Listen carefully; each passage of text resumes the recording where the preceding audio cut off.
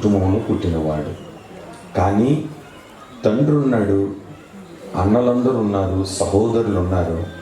అందరూ ఉన్న ఎవ్వరూ లేని ఒంటరివాడిగా జీవిస్తున్నాడంట ఈ భక్తుడు.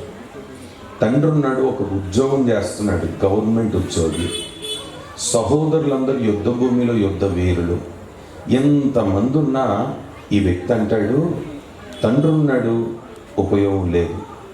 సహోదరులు ఉన్నారు, ఎవరి ద్వారా నాకు సహకారం లేదు.